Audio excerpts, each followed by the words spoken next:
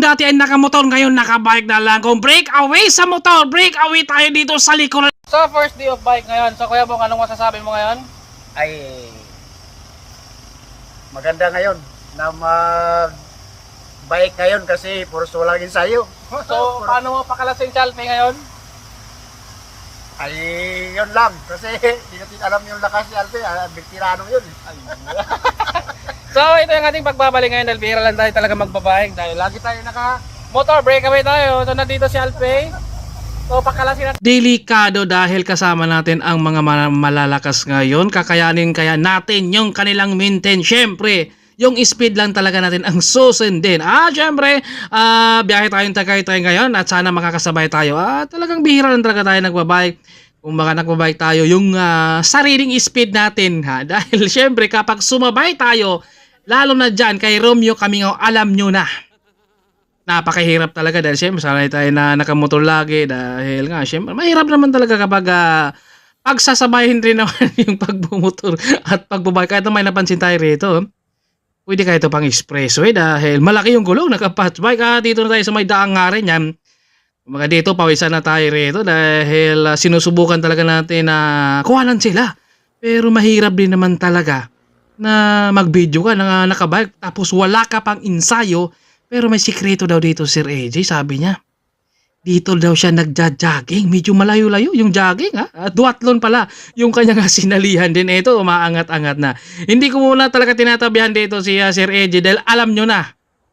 Pakalasin tayo niyan. Kaya dito, likod-likod na muna tayo dahil kapag may ensayo rin ako minsan, ay medyo talagang humaharap tayo. Pero kapag wala talaga tayong ensayo or bike talaga, medyo likod-likod tayo dahil medyo alam naman talaga natin na mahirap talaga sa pagbabay. Kailangan talaga araw-arawin mo.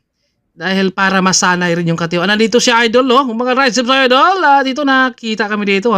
Papasok na tayo sa mga Villar. Pwede dito ang mga bike lang At saka big bike at saka masasakyan. Pero bawal dito yung mga less than 400cc. Ito sinubukan ko sanang umabol rito.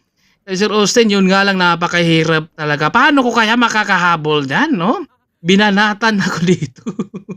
Naku, talagang silaksa muna tayo rito. Kumbaga, sariling speed ko muna talaga ang ginagamay ko. Hindi ko talaga sinusubukan na bilisan.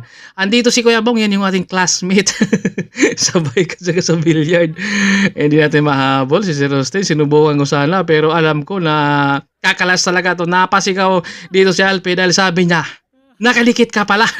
Ganun talaga, syempre, sekretong ensayo lang tayo dahil sariling speed lang talaga natin ang ating sinusunod. Kung dati ako ay nakamotor, ngayon nakabike at sumabog na yung karburador ko dito sa oras na yan. Kung dahil nga, sinubukan kong humabol doon kay Sir Austin sana para mabidyuhan. Yun nga lang, ang hirap. Kaya breakaway tayo ngayon sa likod. Alam nyo naman na napakahirap talaga mag-bike. Kita nyo naman, ahon na naman yung kasunod niyan.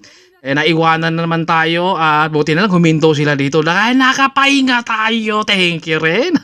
Ganun talaga, no? Nakangiti na lang sila rito. Dito kayo natin, At dito tayo sa may Petrol, Aguinaldo Highway. Kain muna tayo ng tinapay muna tayo para meron tayong baon pang uwi. Si kalmado lang si Kuya Bong. Alam nyo na, dahil yan yung ating classmate. Tambay-tambay lang muna tayo.